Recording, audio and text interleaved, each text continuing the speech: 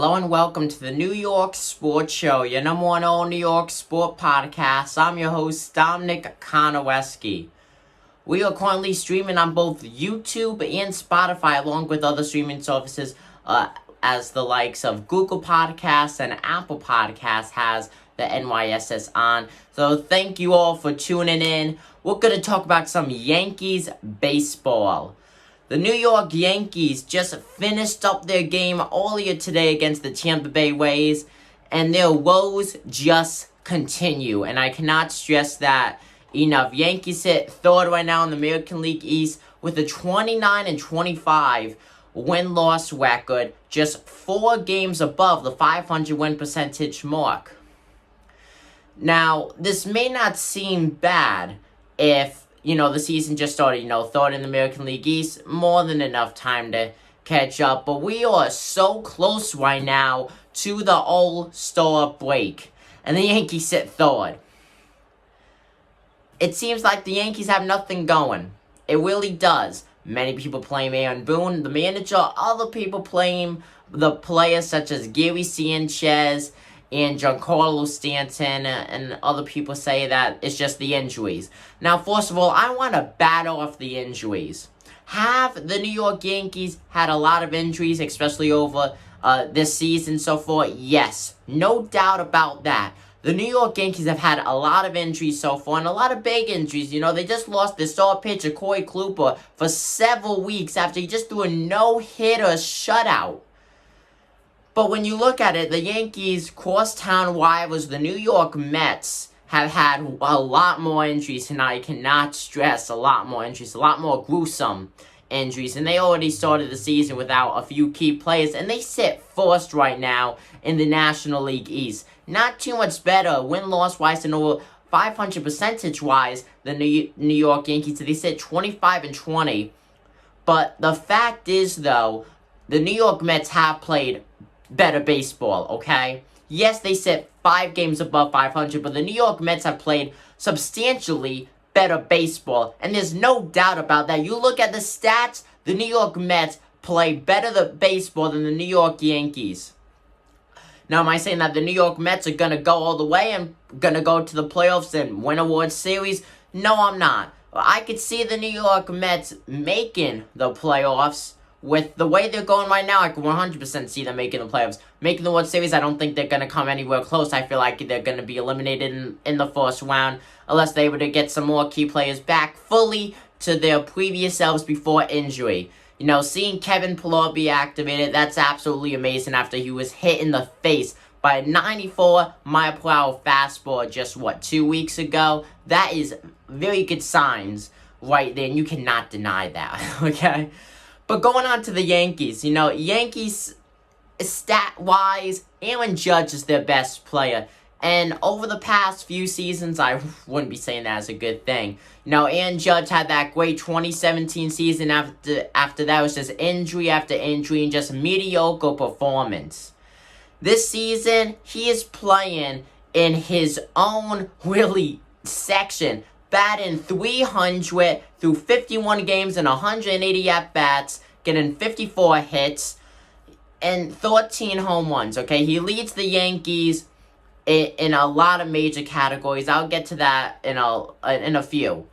But Aaron Judge right now is batting .300. Besides that, you look at the New York Yankees stats, and everyone else is batting either below the Mendoza line or right above it. I'm looking at the stats right now, folks. Those watching on YouTube, you keep seeing me look down. I have all the stats in front of me. Aaron Judge is batting .300. Right now, the closest to him, for someone who's played a handful of games, if you look at Esteban Flor, he has a .333 batting average, but that's only through 1 game. I'm talking about, has played the bulk of the season, well over 30 games. No one else compares to Aaron Judge. Okay, Aaron Judge is doing his own thing, and it's working. I cannot stress that enough. Aaron Judge is the best player. He is having an MVP caliber season. And as of right now, that's all overshadowed due to the New York Yankees is having little to no success this season. The pitching has barely been there for them. Garrett Cole and Corey Kluber, the two standout pitchers, the two big pitchers on the team, and Corey Kluber's sidelined for 5+ weeks. Okay, Garrett Cole is taking it on his back, carrying the rotation as Corey Kluber gets all patched up. Domingo Germán could barely pitch. Okay, James Italian, he's just coming off of Tommy John. You can't expect much. And then Jordan Montgomery, he's up and down. Mainly has been up in a good way, but he's not consistent. Okay, he may have a good stretch of maybe 2 or 3 games, but then he just goes down for 2 or 3. He's not consistent. And consistency is key for the New York Yankees, who have just had injury after injury, okay? And I say that in the best way possible, that consistency is key. Because the New York Yankees have had consistency when it comes to being on the bench and being injured, okay? Biggest player, though, that I feel like has stood out, though, for the New York Yankees is 100% Kyle Higashioka. Kyle Higashioka, the stuff he has done with the New York Yankees is truly amazing. A career minor leaguer in pinstripes, 100% is the best catcher overall in 27 games and 72 at-bats. Kyle Higashioka has 5 home runs and 14 hits. Overall, that doesn't sound the best. I mean, that's a 194 batted average. But when you look at his defensive stats, though, the guy is a defensive king catching. Okay, yeah, so he caught Corey Kluber's no-hitter. Okay, that's something that Gary Sanchez wishes he could do. Kyle Higashioka is the catcher of the New York Yankees. Gary Sanchez is not. Defense is better than offense. Because you could have the best defense out there. You know, doesn't allow any ones. But then the offense just doesn't get any hits. Okay, but the fact is, though, you go into extra innings, games tied 0-0, offense has a chance. Okay, you have the best offense, but the worst defense, and still lose the game because the defense makes error after error and just does bonehead plays. Defense is more important than offense, and defense is better than offense, and you cannot dispute with that. Offensive games are good, you know, seeing a lot of home runs be hit, and no one could deny that. Everyone loves seeing home runs hit. Okay, I love seeing a lot of home runs hit. But the fact is, defense outdoes everything offensive-wise, okay? I'd rather have the best defensive player than the best offensive batter, okay? Because you could spend millions of dollars on a guy that could hit absolute just moonshots, okay? And could get grand slams, or you could pay a guy that could just shut down the other team's offense and just play great defense. And I feel like mainly, though, that kind of falls on pitchers. You know, if you could have a solid pitcher, if you could have a pitcher that could just go 7+ innings without allowing any more than 1 or 2 runs, then you know what? Most likely, if you have a consistent team behind that, defensive-wise, you're going to the playoffs. Okay, we've seen teams score 12+ runs in games and still lose because the defense was not there. Okay, your offense could score 12 runs, but your defense could allow 13 and you lose. That's how baseball works. It's a defensive sport, not an offensive sport.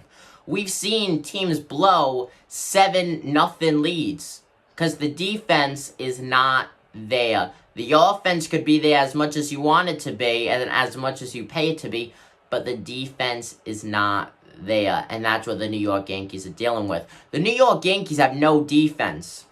Well, really, they have no defense. Offensive-wise, they have a very mediocre offense. Okay? May I just add, Jay Bruce, who was the Yankees' first baseman for all of a good 10 games, ended up being forced into retirement, essentially, by Yankees fans criticizing him.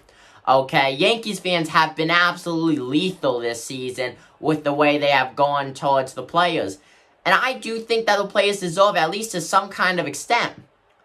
Okay? The New York Yankees are not making the playoffs this season, and that is a hot take. But you know what? That's a hot take I stand by. The Yankees sit in 3rd place, a handful of games out of 1st. Okay? Leading 1st place in the American League East is the Tampa Bay Rays.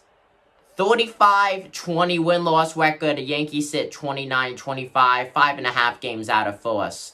and their streak losing 4 in a row, last 10, 4 for 6. It's nasty.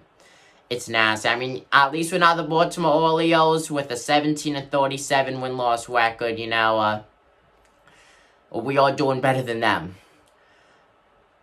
The thing that the Yankees have to do, and I cannot say this enough, is get rid of Aaron Boone. I'm not one of those Aaron Boone haters, okay? Hear me out. Aaron Boone did a lot when he was a player on the Yankees, okay? He brought the Yankees to absolutely amazing places.